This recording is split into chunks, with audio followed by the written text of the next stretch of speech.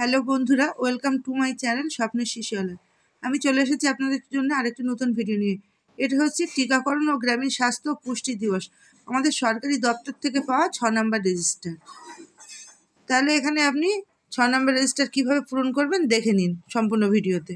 জেলা লিখবেন, ICDS প্রকল্পের নাম লিখবেন, সেক্টরের নাম লিখবেন, গ্রামের নাম লিখবেন, অঙ্গনারী কেন্দ্রের নাম লিখবেন, অঙ্গনারী কর্মীর নাম লিখবেন এবং সহায়িকার নাম লিখবেন। তারপর আমরা চলে আসলাম খাতার ভিতরে মূল বিষয়বস্তুর উপর। অংশ 1-এ দেখুন টিকাকরণের বিবরণ। পরিষেবা নিয়েছেন এমন স্থায়ী বাসিন্দা এবং অস্থায়ী বাসিন্দাদের নথিভুক্তির জন্য আলাদা আলাদা পৃষ্ঠা ব্যবহার করুন। আপনার এলাকায় যত শিশু আছে তাদের জন্য আপনি একরকম পৃষ্ঠা ব্যবহার করবেন, আবার অন্য পৃষ্ঠা স্থায়ী বা অস্থায়ী বাসিন্দা, যেমন মা শিশু যারা এসে আছে তাদের জন্য সেই মায়েদের শিশুর জন্য আপনি বাইরে অন্য পৃষ্ঠা ব্যবহার করবেন, ওই খাতায় আলাদা পৃষ্ঠা ব্যবহার করবেন। তারপরে হচ্ছে এখানে আমি একটা বোঝানোর জন্য আপনাদের দেখিয়ে দিচ্ছি, আপনারা সেইভাবে করবেন। 1 হচ্ছে ক্রমিক সংখ্যা, তাহলে 01। পরিবারের মধ্যে ক্রমিক সংখ্যা, পরিবারের ক্রমিক সংখ্যা মানে আপনার সার্ভে অনুযায়ী সেই পৃষ্ঠা আর মানে তাদের যা পরিবার নাম্বার হবে সেইটা, যেমন এই শিশুটির ধরুন 004। পরিবারের মধ্যে শিশুর ক্রমিক সংখ্যা, তাহলে শিশুর বাবা মা ঠাকুরদা ঠাকুমা 4 জন আছেন, তারপর শিশুটি জন্মেছেন, সেই জন্য তার পরিবারের মধ্যে ক্রমিক সংখ্যা হচ্ছে 05। শিশুর নাম এবং অভিভাবকের নাম ও ফোন নাম্বার। এখানে আপনি শিশুর নাম এই আকাশ মোল্লা, তার অভিভাবকের নাম হচ্ছে যা সেটা লিখবেন, আপনার শিশুর ক্ষেত্রে যা অভিভাবকের নাম হবে তা লিখবেন এবং ফোন নাম্বার লিখবেন। লিঙ্গ, যেহেতু ছেলেটি পুরুষ সেই জন্য এখানে পুংলিঙ্গ হবে, মেয়ে হলে স্ত্রীলিঙ্গ হবে। জন্ম তারিখ, তার যা জন্ম তারিখ লিখবেন। এখানে শিশুটির জন্ম তারিখ হচ্ছে 20-3-24। তো শিশুটি যদি 20-3-24-এ জন্মায় তাহলে এই তথ্যপঞ্জিতে নথিভুক্ত হয়েছে, তার পরের দিন তার বাড়ির লোক আমার খাতায় নাম নথিভুক্ত করেছে, সেই জন্য এখানে 21-3-24 হয়েছে। এবার উপরের সারিতে নির্ধারিত তারিখ এবং নিচের সারিতে টিকাকরণের তথ্য, সম্পূর্ণ তথ্য। তাহলে হেপাটাইটিস, এখানে জন্মের সময় শিশুটির বয়স ছিল 20-3-24, তাহলে ওই দিনই ওর পোলিও 0 ডোজ পাওয়ার কথা, হেপাটাইটিস বি পাওয়ার কথা এবং BCG টিবি রোগের প্রতিষেধক পাওয়ার কথা। তাহলে 20-3-24-এ ও সবগুলোই পেয়েছে, তাহলে এখানে ওর সব কিছু ঠিকঠাক আছে। পোলিও 0 ডোজও পেয়েছে 20-3-24-এ, হেপাটাইটিসের 0 ডোজও পেয়েছে 20-3-24-এ, BCGও 20-3-24-এ পেয়েছে। এবার DPT 1 1.5 মাসে 16-5-24 ও যা পাওয়ার কথা ও পেয়েছে 16-5-24-এ। আবার এখানে আপনার DPT 1 16-5-24-এ পেয়েছে। এখানে DPT 1-এর জায়গায় তো আপনার এখানে OPV 1 লিখতে হবে, কারণ পোলিও কার্ড অনুযায়ী টিকাকরণ যেভাবে হয় সেইভাবে এখানে আপনি লিখে নেবেন। এখানে OPV এসছে এখন, সেই জন্য OPV 1 লিখবেন, লিখে আপনি 16-5-24-এ ও পেয়েছে এখানে লিখবেন। নিচে ও যা পেয়েছে তাই লিখবেন, ওইতে পাওয়ার কথা ছিল 16-5-24-এ, পেয়েছে 16-5-24। এখানে আপনি আবার লিখে নেবেন পেন্টা 2, এই পেন্টা 1, রোটা 1, এইভাবে লিখে নেবেন আপনার সুবিধা মতো।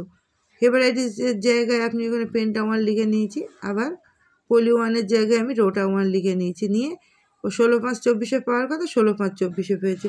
DPT 2 এর নিচে আপনি OPV 2, আবার হেপাটাইটিস B2-র জায়গায় পেন্টা 2 এবং পোলিও 2-র জায়গায় রোটা 2 লিখে নিয়েছি আমি, আপনারাও আপনাদের সুবিধা মতো লিখে নেবেন।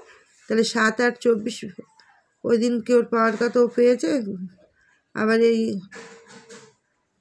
হেপাটাইটিস বি, DPT 2, এই OPV 2, পেন্টা 2, রোটা 2 সবগুলি 7-8-24-এ পাওয়ার কথা, সবই 7-8-24-এ পেয়েছে।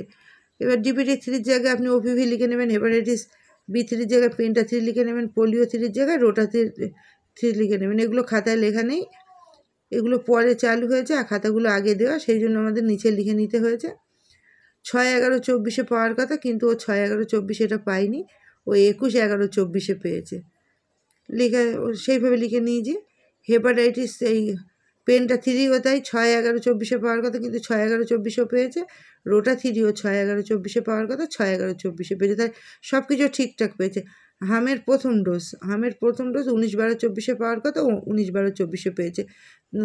9 মাসের পরে হামের ডোজ পাবে। এই হামের ডোজের সঙ্গে কী পাবে?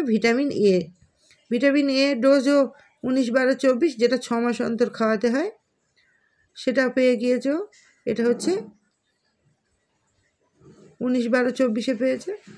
তাহলে হামের ডোজের সঙ্গে ভিটামিন এ ডোজ পেয়েছে, প্রতি 6 মাস অন্তর অন্তর খাবে। তারপরে আপনার এখানে ডিপিটি বুস্টার আছে, এখানে ওর পিসিপি বুস্টার ডিউ ছিল, ওটা 19/12/24 পেয়েছে। তাহলে এই পর্যন্ত টিকাকরণ সব সম্পূর্ণ। এবার হামের দ্বিতীয় ডোজ পাবে কখন? 18 থেকে 24 মাসের মধ্যে, তার মানে 1.5 থেকে 2 বছরের মধ্যে। তার সঙ্গে আবার পাবে ভিটামিন এ, এইভাবে পরপর পাবে। কিন্তু খাতায় যেহেতু এখানে 1 বছর বয়স, এখানে 1 বছর বয়স পূর্তির তারিখ দিতে হবে, এখানে এই খাতায় 2 বছর পর্যন্ত যদি সে সমস্ত টিকাকরণ সম্পূর্ণ পায় তাহলে টিকাকরণ হ্যাঁ হবে, সম্পূর্ণ হ্যাঁ। 2 বছর পর্যন্ত তার সমস্ত টিকাকরণ সম্পূর্ণ করে আমাদের খাতায় তুলতে হবে, খাতায় যেহেতু 2 বছর পর্যন্ত আছে। হামের দ্বিতীয় ডোজের ক্ষেত্রে 18 থেকে 24 মাসের মধ্যে পাবে, যে তারিখে পাওয়ার যোগ্য সেটা উপরে লিখবেন, আর যে তারিখে পেয়েছে নিচে লিখবেন। এবার শিশুর 1 বছর বয়স হয়ে গেলে সেখানে আপনি আবার এই 20/3/24, 20/3/25 হলে এখানে আপনি লিখবেন 20/3/25। তাহলে এখানে আপনার 1 বছর হয়ে যাবে। যখন হয়ে যাবে লিখবেন আবার নিচে সম্পূর্ণ এই হামের দ্বিতীয় ডোজ হওয়ার পরে টিকাকরণের সম্পূর্ণ তথ্য হ্যাঁ। তাহলে এই শিশুটি যদি সব পেয়ে থাকে এখানে হ্যাঁ হবে। এবার যদি সব বাকি থাকে কিছু, যেসব শিশুর ক্ষেত্রে ডিউ থাকবে সেখানে না লিখবেন। এবার চেষ্টা করবেন তাদের মোটিভেট করে অবশ্যই টিকাকরণগুলো যেন নেয়, নাহলে সেই শিশুর ক্ষতি। মায়েদেরকে বোঝাবেন, আগামী দিনে তারই বা সন্তানের ক্ষতি হবে। আপনাদের কাজ হচ্ছে মোটিভেট করা। আপনি এএনএম আশা দিদির সঙ্গে আলোচনা করে সবাই মিলে মোটিভেট করে সেই শিশুটি যেন ডিফল্ট শিশু না হয়, আপনারা সবাই চেষ্টা করবেন। তাহলে আজকের ভিডিওটি ছিল এই পর্যন্ত। যদি আপনাদের ভালো লেগে থাকে লাইক, কমেন্ট এবং শেয়ার করুন এবং আমার চ্যানেলটিকে সাবস্ক্রাইব করুন। আমার পাশে থাকুন, সাথে থাকুন। ধন্যবাদ।